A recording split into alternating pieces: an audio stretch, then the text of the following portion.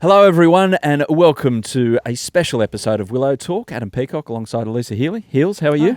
Very well, thank you. Still no Brad Haddon?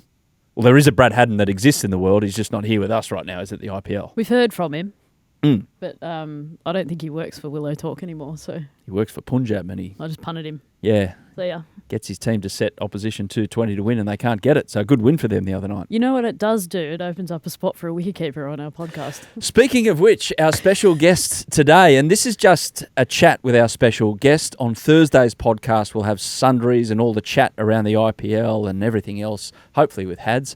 But Haddon not available. The current Australian Test cricketer who stands behind the stumps is from the men's side. We've got the women's side here. We've got the men's side right there. It's Alex Carey joining us on Willow Talk. Alex, thanks for joining us, mate, and a bit of downtime before you head off to the World Test Championship. How are things? Oh, big shoes to fill. Had's the spot, but no, it's great to be joining you guys.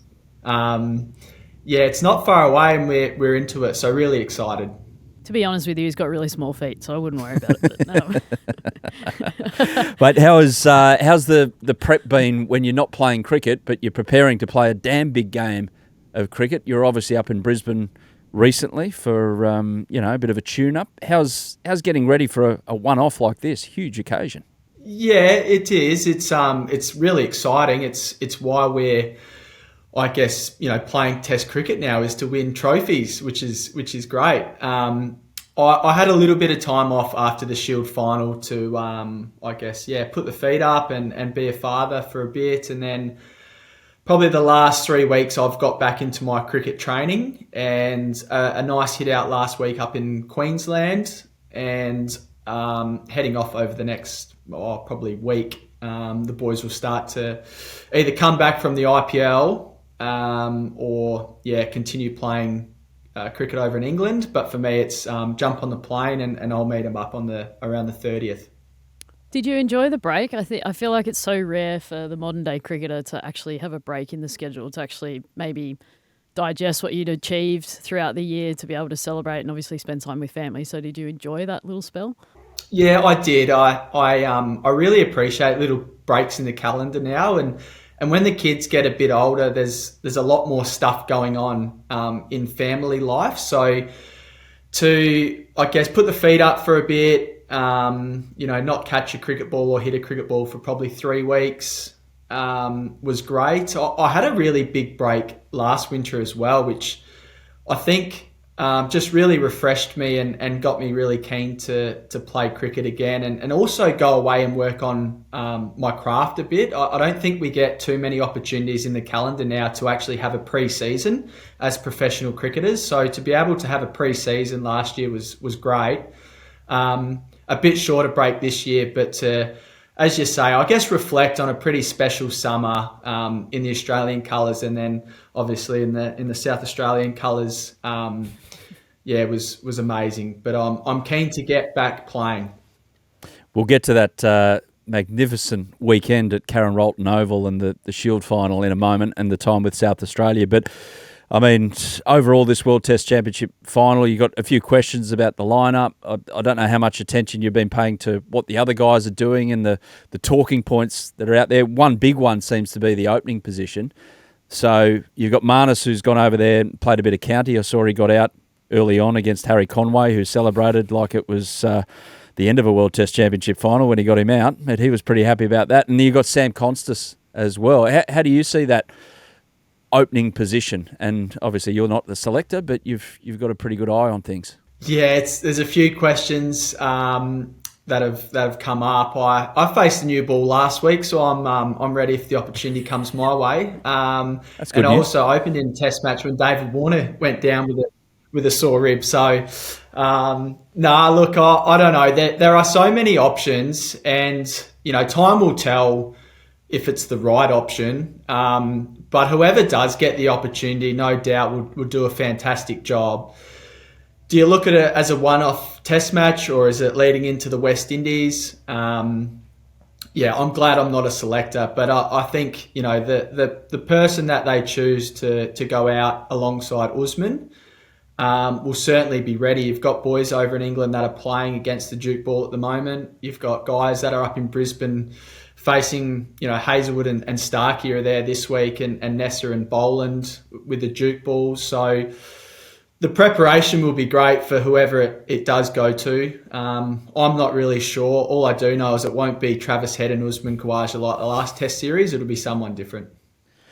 Don't do it to yourself. I mean, you're a lot fitter than I am, so after keep standing in the field all day and running back out there with the pads on, you might be all right, but don't do it to yourself. No, it doesn't look enjoyable at the thought of standing out there for 2 days and then having to face up to a ball that's moving a foot through the air. At least Marco Jansen swings them out away from you. I've always said, though, if you go out and open the batting, it's probably the biggest rest you'll get is you hopefully you score a lot of runs and you're happy, or you nick off and you sit down for the next 6 hours. So, but no, I'm happy to hopefully face an older ball. I might have to rethink my theory. That's a really good shout. Sounds like it. I hadn't thought about how much lunch you can consume after you nick off the first ball, but fair play. Alex, Sam Konstas, what have you noticed about how he goes about his business, given he's another generation? Yeah, look, I'm really impressed by how he goes about his business. It's at times it's a different method, but he doesn't get flustered with all the off-field attention that's come his way over the last 6 months. Again, he was up in Queensland, working really hard on his game. He asks lots of questions, and he's someone that's really willing to learn and improve, and not a young kid coming through thinking he knows all the answers. He's a very polite kid. He is, pretty, outgoing. Always got a smile on his face, but he's a very polite young boy, and I think, it'll be interesting to see how his cricket goes over the next 12 months, and I have no doubt that he'll rise to any challenge that comes his way. He'll find a method that suits the conditions, and his consistency will really shine through. So, I speak pretty highly of him just because I know the person, rather than just seeing it from afar. Okay, let's get this out of the way. Lords, going back there, Alex, for the first time in Australian colours. So from Hewford Humperdinck Smythe in his egg and bacon tie, as you walk through that long room, what are you expecting? To be showered in rose petals, to be showered in abuse, mild indifference, or nothing said at all? No, I'm expecting a nice welcome to Lords like we usually get. The members are the most polite in world cricket, apart from Adelaide Oval. I'll have to say that one. But they, they'll no doubt clap us on the field if we score a lot of runs, or if you don't make many runs, they clap you off. So I'm expecting a nice warm welcome. Do you enjoy playing there? Like, put all that aside. What's it like for you guys playing at Lords? Obviously a special occasion. Oh, I've played there a few times now. 3 white ball games, I reckon, for Australia, and a test match, which we won, as you just mentioned. I think it's just the beauty of the ground is something that we all want to, go and witness every time. And the lunches are amazing. You're in London. I love London. So you get to stay in, a magnificent hotel in a great city. It'll be interesting to see what the conditions are like, I guess, going into this test match. Taking on South Africa might have different feel to it rather than an English crowd. So, I guess there's a few different perks to it as we head back this time. Just as special though, and I think having the experience of the standalone test match, World Test Championship in the Oval last time, we prepared really well for that, and that was leading into the Ashes. So we hit the ground running. This one's probably, a little bit different. It's not an Ashes after, and we go to different conditions to play Test cricket, but the boys are so well, I guess, prepared and trusted in their method and their preparation that, come June the 11th, we should be ready to go. But very exciting. It's a great place to play cricket, and I do love playing at Lords. Yeah, Heels, we were talking about it last episode, weren't we? That it is such a...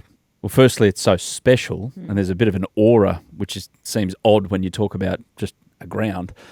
But then the differences about the ground and everything that's gone before you. And I didn't take into account, we didn't bring up last week, the fact that the spread there at lunchtime is just insanely good, apparently. It's like the smallest lunchroom in world cricket, but it's got the best food. Yeah. And it's very intimate. I mean, you're sitting right next to the opposition and you can hear what they're talking about, i.e. David Warner, Johnny Bairstow. But, like, it is a really unique experience, that's for sure. Yeah, I must admit I didn't go to lunch on day 5 of the Ashes, so... Uber Eats. Uber Eats. What you did go to, mate, is one hell of a celebration away from the World Test Championship. Let's look back a little bit. The Sheffield Shield final and what that was like for you. I don't know if you're across this, but you've got you were the inaugural winner of the Willow Talk King of the Shield because you were elite every time you played for the Sackers this season, and you aimed up again in the final. Why was that so special for you personally? Firstly, thank you. No worries. I don't know. It's hard to, I guess, put into words. Being in a really proud state of all sports, South Australia loves all sports, and we're really patriotic for our teams. You also cop a fair bit when you're not going very well, and that's been, I guess, the past X amount of years in South Australian cricket. And I guess as a player, all you want to do is, I guess, have impact on the groups that you play with, go out there and help your team win games of cricket. And I think just this year was really special. The way that we played our cricket, we went into the Shield final as favourites, heavy favourites, and you know, with the most wins in the competition for the year and sort of by far as well. So there was a fair bit of expectation on this group, and I played in 2 Sheffield Shield finals against Victoria, and I reckon we went in either not favourites and, you know, maybe just sneaking into the final. And those finals were great experiences, but they were games we sort of let slip, and, you know, you hope it comes around again. And I think this year, a new group, a new logo, a new label with Saka, with South Australia. We're not the Redbacks. Everything sort of just fell into place. A new captain, a new coach. And I guess there was, you know, starting to build a little bit after 29 years of not having the success. You know, if it wasn't this year, you know, when would it be? So to go into that Shield final, day one, it just we felt a little bit tense. It was really quiet. There was a lot of fans around a small ground, but no one was saying anything. And it just felt like we were pretty tired. We dropped 2 catches. We dropped Usman, you know, pretty early. And I thought, shit, you know, what's going to happen here? That could hurt us. But eventually we just stayed on top of the game enough, and obviously the success came. But to answer your question, I don't know. It's just a lot of stuff that came together, and I don't know, it was one of those things. I didn't want to go playing my career for South Australia without having that success. I guess the next big question coming up for you guys is, have you got the cattle to do it again? Have you obviously got a pretty similar group contract just group? sobered up. Yeah, I'll give them time. Well, they're back now. Everyone's back from pre-season in the next 2 weeks, so off we go, running again. But Okay. do you think you can back it up, or is it, I hope that I was going to say, is it a one-off event, but it won't be. You've obviously got a really good group, but is it the group to do it and make it a little bit of a dynasty? Yeah, it's a good point, and it's something. All right, we've achieved what we wanted to, and let's not make that a one-off. We've got a really strong. I sort of break it down. We've got a bowling attack that you won't get, I guess, very often, and the depth that we've got. So that's something we've got to make the most of, and really, I think the batting group has just clicked as well. So a Jason Sanger, a Nathan McSweeney, Henry Hunt, the guys that come in have had success this year, and we scored a lot of hundreds, which we haven't, again, in the past been able to do. We might get starts and not go on with it. So I think we've got a window now to the batters to be really confident in the way that they play, and we've got a bowling attack that is it's pretty special, to be honest. That we don't have Australian representatives, but we've got a lot of, probably 4 of them are just ready to play for Australia A. So there's a group there that hopefully continue to learn, improve, that it should be long-term success. With your celebrations, it was obvious that everyone really enjoyed it, and fair enough too. 29 years in the making, why wouldn't you? I want to just spin you through things then in a wider sense. I want to know who's the MVP of MVPs. Now, you've been, Alex, involved in some big moments in Australian cricket in the last few years. So think of the MVP of celebrations World Cup. I've got a fair idea who that might be. He might be a good mate. MVP of celebrations Ashes, when you made sure that you couldn't lose the Ashes over there. And MVP of the Shield final celebrations. And then make it a Champions of Champions, and who's the best of the lot? Jeez, good question, actually. Finally. Yeah, World Cup, pretty simple. Trav's the man there. He obviously had an amazing game, but he was fantastic off the field. Over in England, Mitch Marsh was our man. He was organising where we needed to go, and he's a great celebrator. He's a great team celebrator. So he was fantastic. And then I think Sheffield Shield, pretty spread. Jake Lehman's he's pretty experienced in the off-field antics. He's probably got the stamina, and it's in his blood, isn't it? I mean, Buff he could hold his West Ends pretty well. So, look, put them all together. Oh, I don't know where I'll end up. It's unfortunately Trav wasn't with us this year, but if he was in the Sheffield Shield celebrations, he would have had a fair crack. So he's a good man to take with you when you're celebrating. Yeah, cool. Just for context, before we started the episode, I actually said you as a smoky, because I feel like when it's really special, and that's when you really let your hair down a little bit. So I think, don't underrate yourself. Anything going up here, Alex? Or oh, look, I'm not one to put my hand up and say I'm the best, but I feel like if there's celebrations to be had, I'll certainly be there till the end. Team player. Good contributor. Yeah. Outstanding. Hey, back into how you got into Test cricket, Alex. So, like looking back on it, it was it was a weird old story, wasn't it? Because how you got into the team, Tim Payne, it's well publicised. What happened there? Like, did that in a way make it easier, harder to adjust, and then down the line, kind of feeling comfortable as an Australian Test cricketer? When did that kick in? Oh, I guess when you get the call up, you're really proud to be able to achieve, I guess, the ultimate goal in cricket is to play Test cricket for your country. And I guess I didn't overthink how it came about. It was more, I've got the opportunity and I want to do really well for the country and for this team. And I think as you spend more time in there, I guess in cricket, you're always hopefully learning about your game and how you can improve. And it might not be technical, it might be more of a mental improvement.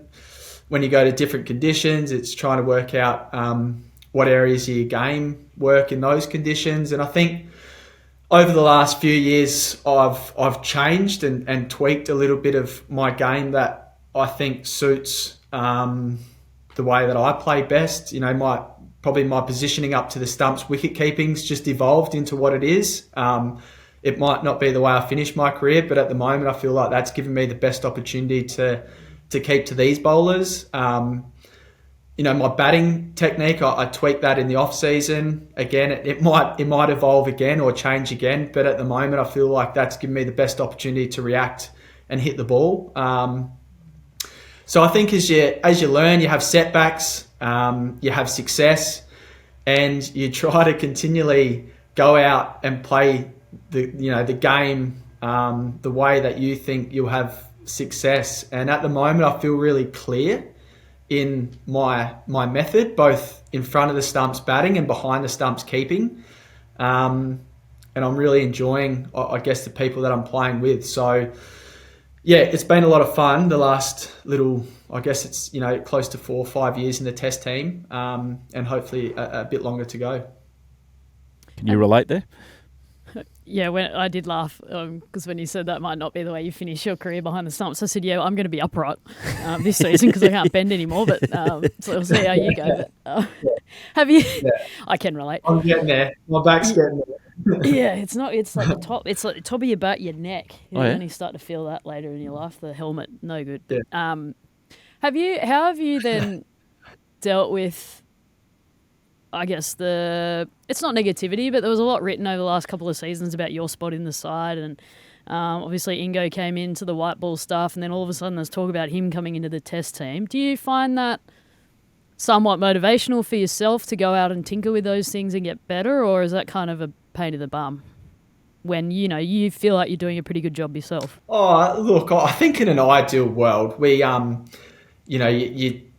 you don't want to have negative or anything question about your spot in the team. But that's we're playing in a team that has 11 players. We have an amazing stocks in Australian cricket, and there's so many guys that are improving. And there's one wicket keeper, so that's just the way it's going to be, and I'm absolutely fine with people having their opinions. It is their job, and it's I might end up in the media, so I totally understand that there has to be articles written or whatever it is. But I guess for me, I continually try to understand where I sit in the team and how I feel I'm going, and what I can do to get better, and ultimately stay in the team and play cricket for as long as I can. So I don't use that as, I guess, motivation. I'll always want to, I guess, continue to improve my game, even if there was no media written about me. But I totally understand it for what it is. We're with a special chat with Alex Carey here on Willow Talk. Off to a quick drinks break. Back in a moment with plenty more. Look ahead to the Ashes. Here with Alex Carey here on Willow Talk. Let's go forward to the Ashes, shall we, Alex and Heels? And, okay, Ben Stokes has given up booze to be right for the Ashes. A question for both of you, but we'll go to our guest first, about what would you be prepared to give up before a big series? I don't know. It's a good question. Maybe I'll let Eloise have the kids a little bit more, so dad duties, so I can focus. Maybe. That's fair. No, look. There's nothing I would change. I feel don't air that, otherwise I'll get in trouble. Yeah, he's just realised how much trouble he's about to get in. He's backtracking. Yeah, I'm not sure.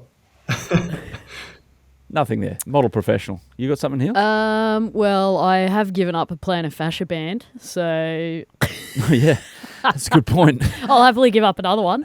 I don't know. I mean, it's a not. I wouldn't say it's a big call from him, because I mean, sometimes as athletes, you've kind of got to make sacrifices, whether it be your diet or your habits outside of the game, to make sure your body. They said give up golf. Oh, I'd probably retire. but he's an athlete, right? He wants to get back on the park. He's had hamstring injuries, so you're probably looking at, some ways that you can counter what you're going through. But full credit to him. Alex, are you going to be like the rest of us, and you'll be in the Windies for the majority of it? I'm thinking, looking at the calendars, but India, England intrigues me, mate. What about yourself and that matchup? Given what Jasprit Bumrah did here, can you imagine him with a Jukes ball if he gets conditions to suit over there? It could be carnage. Yeah, I love watching Test cricket in England. I don't know what it is. It just really presents well on the screens, and they're two teams that are. I think they're playing pretty good cricket. We know how good India are. It'll just be, as you mentioned, what Bumrah can do against the English batters. who again, playing their style of cricket. Joe Root's in pretty good nick. I'm excited to watch the series, no doubt. It'll be probably a little bit of a different English lineup. There's a few names and bowling attacks. Obviously, the two legends of the game aren't there anymore. Gus Atkinson's come into it. I thought, is Jofra Archer in that series? I'm not sure. I haven't seen the squad too closely, but he's another one that's probably looking to play Test cricket again. I'm not sure. Yeah, it's a fair old matchup. What about Bumrah, mate? Just reflecting before we go back to the throw forward about Ashes and World Test Championship. Like, how did you try and deal with it? I hoped I was coming in his third or fourth spell before the new ball, second new ball. No, I guess you've just got to be, pretty confident and try to, look to score and have that sort of mentality was for me. Still try to react to his bad ball, which is, not really common, is it? It's always on the money, and I guess it's the action that everyone sort of speaks about, and it can sort of float through, I guess, high 120s to mid 140s, and just being in a position to react to sort of what type of mood he's in. Obviously, with the new ball, it looked so difficult, and the wickets that we were playing on throughout the summer were pretty conducive to new ball bowling. So, to the guys up top, it wasn't easy for any of them. And then once you come in through the middle, you're hoping the wicket's flattened out and the ball's a little bit older, but he's got some pretty good skill, and I'm glad we got through that series. With the win and the amazing win that we did have in that series. I think he bowled like 25% of the overs and took 60 to 70% of the wickets. So it's pretty amazing. Sore shoulders. Yeah, decent. Yeah. Do you think there's anyone? You've obviously got South Africa, you've got the West Indies, and they've got home Ashes series as well. Do you think there's anyone in those three sides that can do something similar to him? Like, is someone going to terrify your top order over the next sort of 12 months? Oh, I don't think terrified. No, I think this batting group's really good at problem solving. And although Bumrah still had the success in the series that we had, I still thought that they problem solved pretty well.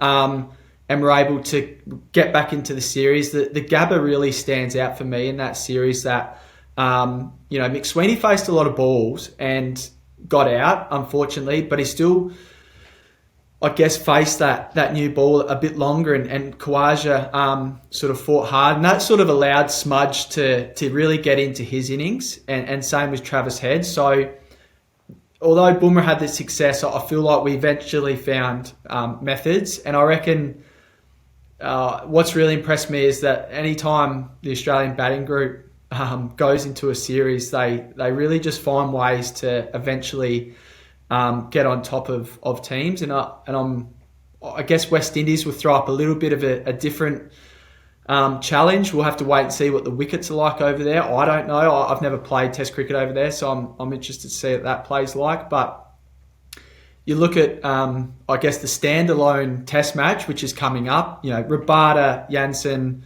and Ngidi are three really, really good bowlers. There's probably a fourth quick in there that they'll play. So I think Rabada's a pretty skillful bowler. And then you look ahead to the summer, the Ashes. I think that's the unknown, isn't it? Mark Wood's got the pace and typically comes in and bowls fast. And normally the bouncer plan plays.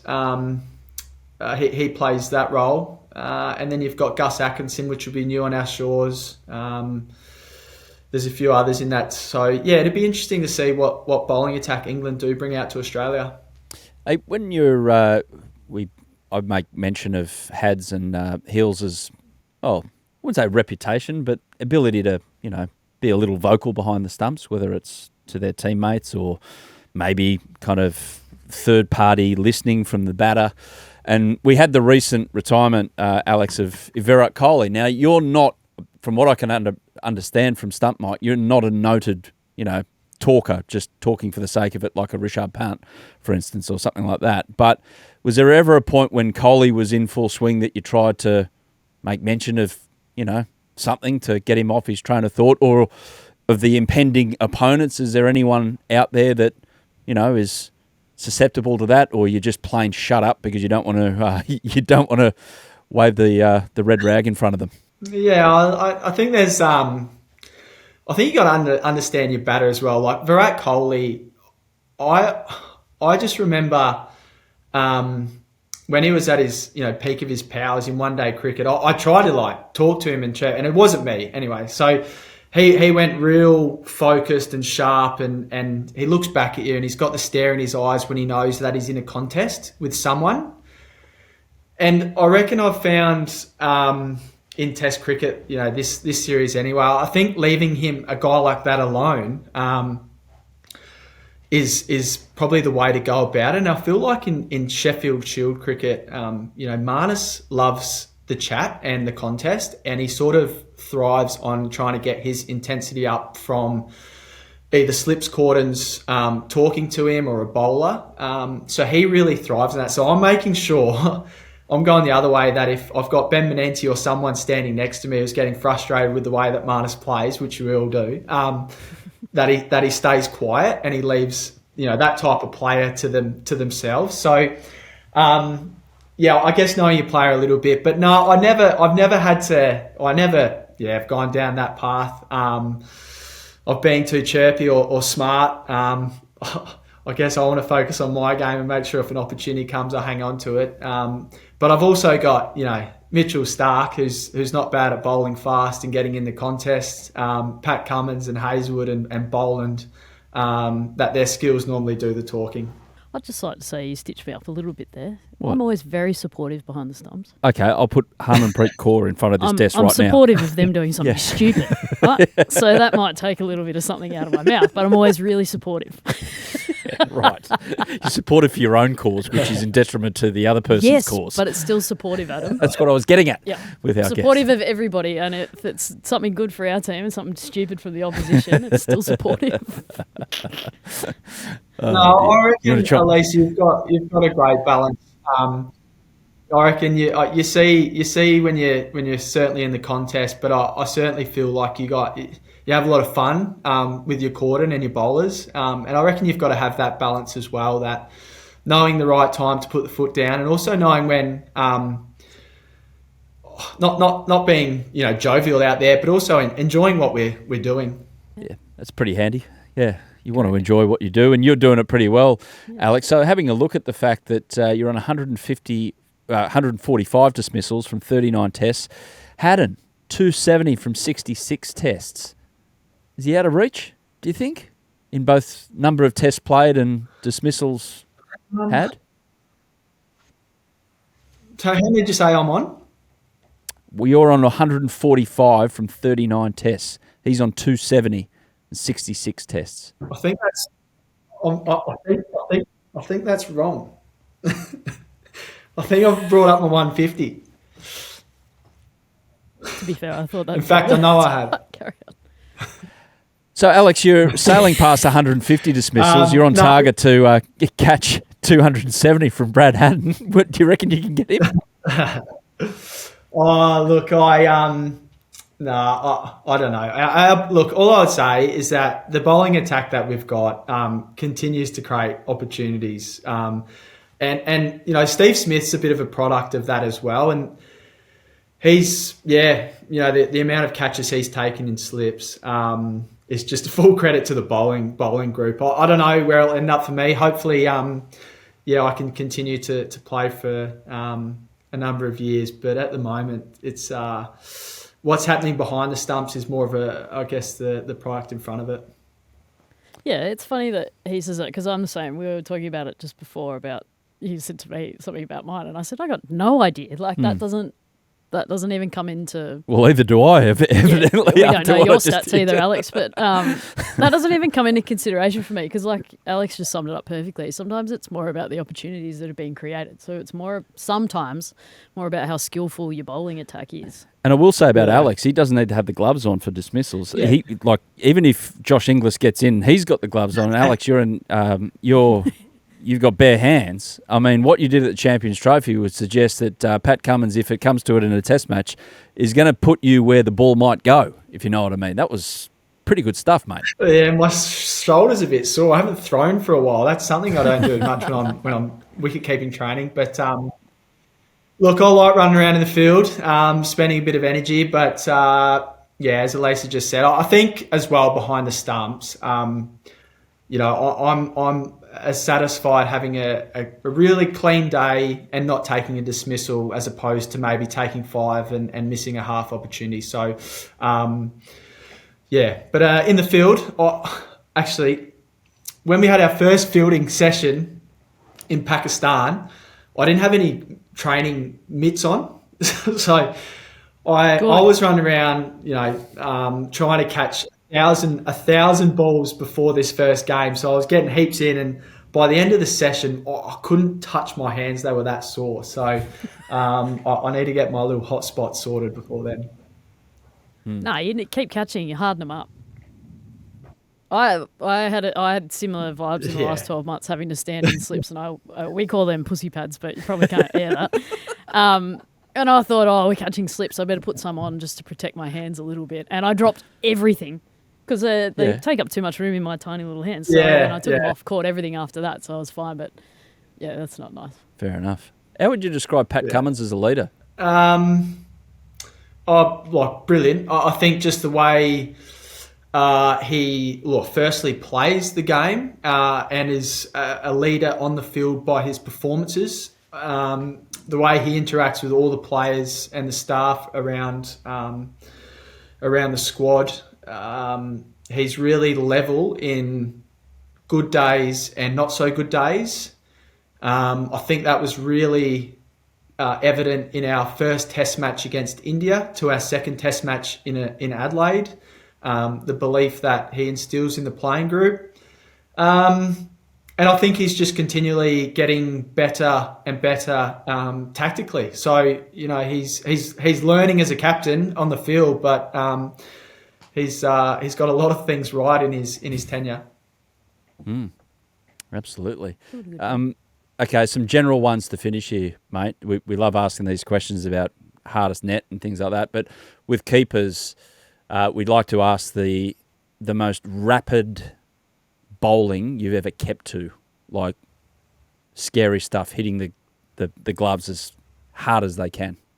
I don't normally feel that standing back. I've come up to the stumps in recent times to some of our quicker bowlers, and it's great fun. But you're sort of in the back of your mind, there's every chance that you're going to wear one in the stomach or where you don't want to wear one. So I think standing up to the stumps to someone like a Scotty Boland who hits the wicket pretty hard is challenging. But I think once you're in there, and I think Elisa will say this, once you're playing, even batting, that fear of how fast someone's bowling isn't really out there. However, when you're batting in the nets, completely different story. 120 feels rapid. Mm-hmm.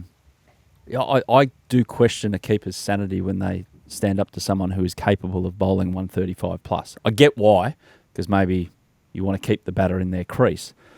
But Heels, it just points towards the fact that perhaps sanity has taken a back seat.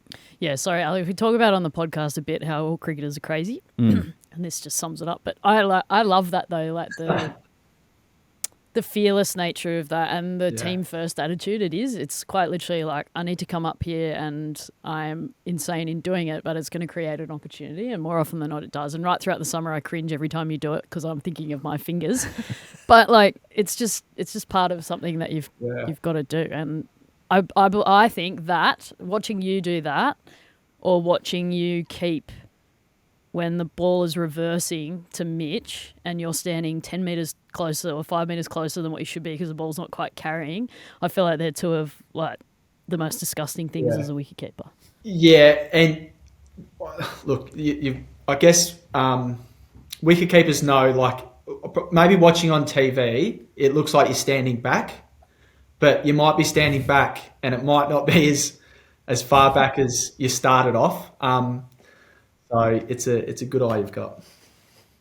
When you do go up, have you got someone in the cordon telling you to do it, or is it purely a your own decision, or you got the captain where Pat's usually at mid on or mid off saying, "Up you come, buddy," or is it purely up to you when you do it and why you do it?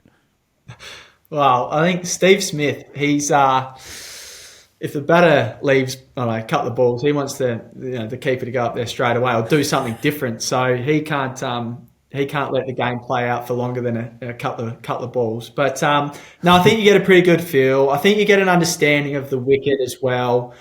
As to the reasons why you do go up, you're still trying to get a nick behind the stumps, but it's probably feeling pretty unlikely. And the game trend will probably give you that information as well. So I guess, for example, a Karen Rolton pitch as it plays on, numbers might suggest that, wicketkeeper first slip sort of aren't in the game as much, and that's when you try to create something different.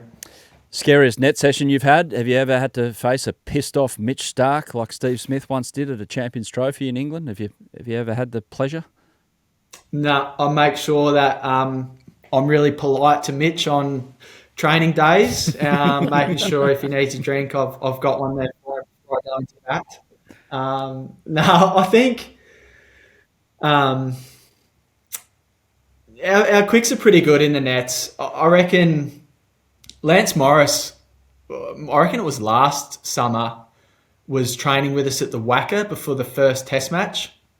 And he was pretty keen to show everyone how quick he can bowl. And he also sort of showed us that he can bowl a decent bouncer. So a Lance Morris is not much fun to face. Whereas I feel like the quicks that have been around a while understand that the areas they're trying to hit are a little bit fuller, and the batters are trying to survive. Yeah, fair enough. Mate, I'm not trying to retire you, but do have to ask, whenever that might be, have you got an eye on a future pursuit with life? You mentioned before media, you're a good talker. You'd fit seamlessly into that. After my efforts before of trying to get a stat out, you could host this one day. I'm not sure. Look, I love all sports, so I'm happy to talk about all sports and a sports show. I love my footy, I love my cricket, I love other sports around the world. Property. I love property, looking at property and developments. Coaching. I think cricket's in the blood as well, and that sort of competitive, nature of being around teams and wanting to find ways to improve and win games is something that I think I'd certainly miss if I wasn't around a team when I finish cricket. Mm. Well, Tim Nielsen's been such a big part of your wicket-keeping journey, hasn't he? So you reckon you've learned enough off him to take that into a coaching career for yourself? Yeah, he's fantastic. I actually had a catch with him this morning, and he's one guy who's got so much energy for I guess for his athletes and his players he's coaching to find ways for them to improve. He's always there, and he's, as you mentioned, someone that I lean on a little bit when I'm in South Australia. But he's been a fantastic coach of mine and a number of the other players. So I think he's got a little bit too much energy and he's probably a little bit more blunt honestness, maybe is the word, than me. Well, last one, mate.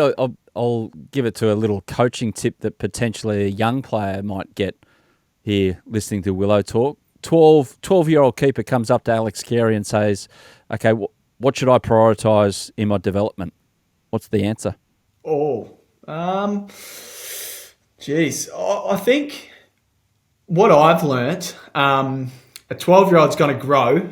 Firstly, their body's going to develop into something different when they get older. So I think the fundamentals of wicket keeping, and I always go back to, I've got to watch the ball for my body to do everything else. If I'm not watching the ball and seeing what the ball's doing, then I'm just guessing where I have to move to. So whenever I'm training, and again, the message from a Tim Nielsen or a Andre Borovic is find the ball first and then allow your body to move to where it needs to get to catch it. So I would keep it pretty simple at the age of 12. I would say catch as many balls as possible.